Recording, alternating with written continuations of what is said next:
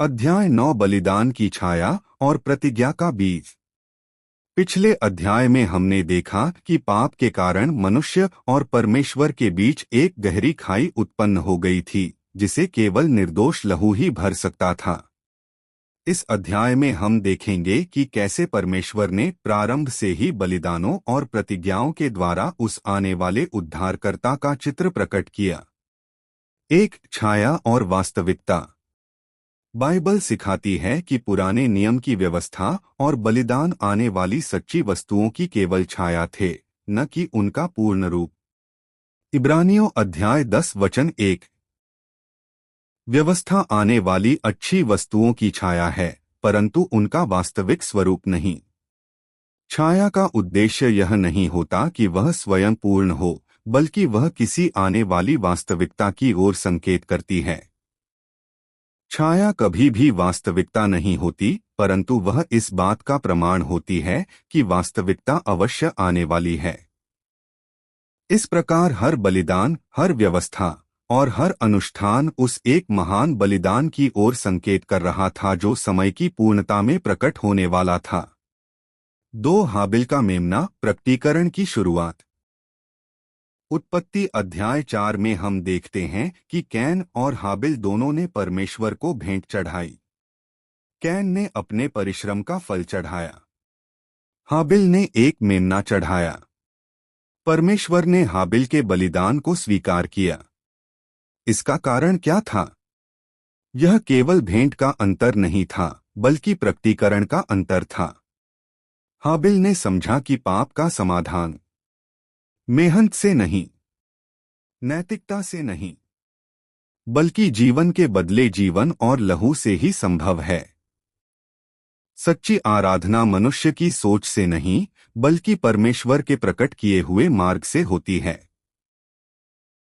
इसी कारण हाबिल का बलिदान उस आने वाले मेमने की छाया था, जो एक दिन संसार का पाप उठा ले जाने वाला था। 3 इब्राहीम और प्रतिज्ञा का बीज। परमेश्वर ने इब्राहीम से एक महान वादा किया। उत्पत्ति अध्याय 22 वचन 18। तेरे वंश के द्वारा पृथ्वी की सारी जातियां आशीष पाएंगी। यहाँ एक गहरा रहस्य छिपा है। गलातियों अध्याय 3 वचन 16। यह वंशों के विषय में नहीं, परंतु तेरे वंश के विषय में कहा गया है, जो मसीह है। इससे स्पष्ट होता है कि यह वादा किसी सामान्य मानवीय वंश के लिए नहीं था, बल्कि एक विशेष बीज के लिए था। परमेश्वर का हर वादा एक बीज के समान होता है, जो अपने समय पर प्रकट होता है। यह बीज वही वचन था जो आगे चलकर देहधारी होने वाला था। 4 फसह का मेमना, लहू का चिन्ह। निर्गमन अध्याय 12 में हम एक महत्वपूर्ण घटना देखते हैं। परमेश्वर ने इस्राएलियों से कहा कि वे एक निर्दोष मेमना लें और उसका लहू अपने घरों के द्वार पर लगाएं। निर्गमन अध्याय 12 वचन 13। जब मैं लहू को देखूंगा तो तुमको छोड़ दूंगा। यहाँ ध्यान देने योग्य बात यह है, मृत्यु का दूत घर के भीतर कौन है, यह नहीं देख रहा था। वह केवल लहू को देख रहा था। उद्धार मनुष्य के प्रयास पर नहीं, बल्कि लहू की पहचान पर आधारित है। यह मेमना निर्दोष था, परंतु उसने दोषियों के स्थान पर मृत्यु को स्वीकार किया।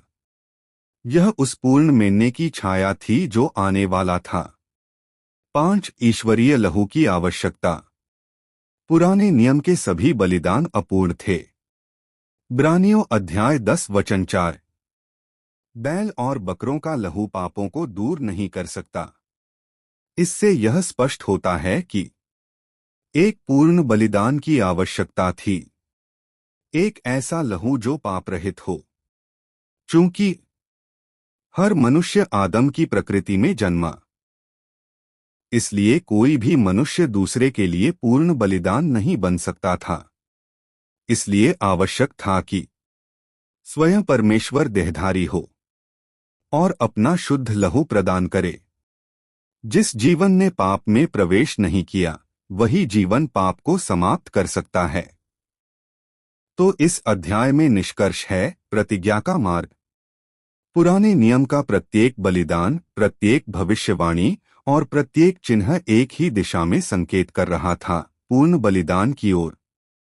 यह स्पष्ट हो जाता है कि उद्धार का मार्ग लहू के बिना संभव नहीं था और वह लहू केवल परमेश्वर ही प्रदान कर सकता था।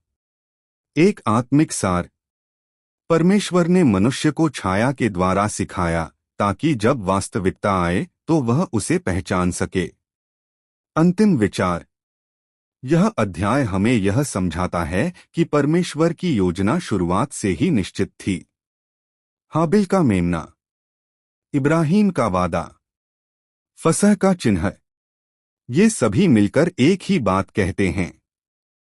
उद्धार का मार्ग पहले से तैयार किया गया था।